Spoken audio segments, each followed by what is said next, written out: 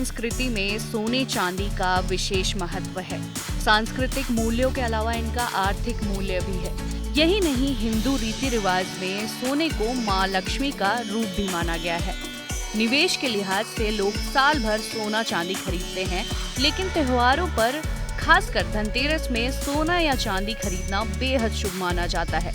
वैश्विक महामारी कोरोना के दौरान दुनिया भर के लोगों को इसकी अहमियत पता चली है, जिसके बाद लोग बढ़ चढ़कर सोना चांदी खरीद रहे हैं और इसमें निवेश भी कर रहे हैं। खरीदारी बढ़ने और ग्लोबल इकोसिस्टम में हो रहे उथल पुथल के कारण सोना और चांदी के भाव स्पॉट और वायदा दोनों में आसमान छू रहे हैं। आलम ये है कि स्पॉट मार्केट में प्रति 10 ग्राम सोने का भाव 78,000 रुपए के पार और 1 किलो चांदी का भाव 96,000 रुपए के करीब पहुंच गया है। इसमें ध्यान देने की बात यह है कि इन भावों में जीएसटी और मेकिंग चार्ज को ऐड नहीं किया गया है। इसके अलावा वायदा बाजार की बात करें तो चांदी ने इस हफ्ते 1 लाख रुपए का आंकड़ा छू लिया है, वहीं सोने का भाव 69,000 रुपए के करीब है।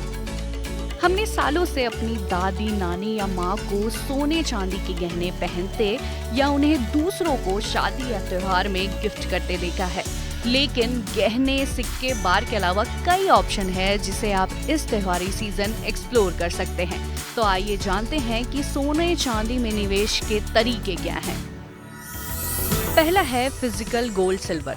फिजिकल गोल्ड सिल्वर यानी जो भी हम ज्वेलर के पास जाकर खरीदते हैं, जैसे ज्वेलरी, सिक्के या बिस्किट।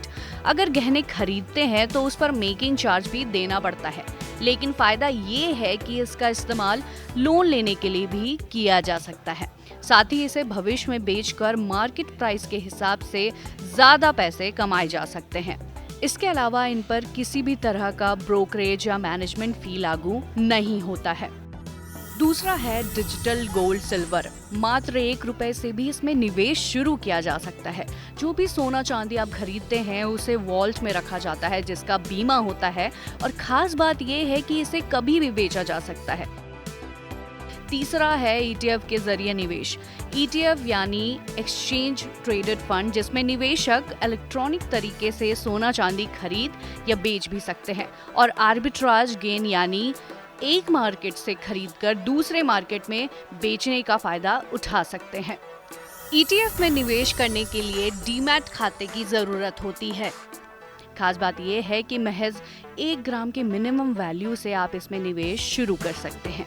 यही नहीं, इससे निकलने के लिए किसी भी तरीके का एग्जिट लोड नहीं लगता है। निवेश का चौथा ऑप्शन है sovereign bonds. Sovereign gold bonds में निवेश करने से 2.5% सालाना ब्याज मिलता है, जिस पर गोल्ड बॉन्ड में ट्रांसफर करना और बॉन्ड के बदले लोन लेने का विकल्प भी दिया जाता है। इतना ही नहीं, इसकी प्योरिटी 100% होती है और बॉन्ड्स के मैच्योर होने के बाद इस पर टैक्स भी नहीं लगता। पांचवा और आखिरी निवेश का तरीका है म्यूचुअल फंड्स। ये तरीका निवेश करने के लिए काफी कन्वीनियंट है। 500 रुपए के मिनिमम वैल्यू से निवेश शुरू कर सकते हैं, जिसमें डीमैट अकाउंट की भी जरूरत नहीं होती है। सोने चांदी में निवेश करने का तरीका तो आपने जान लिया है, लेकिन ये कैसे पता लगाएंगे कि खरीदा गया सोना और चांदी असली है या नकली?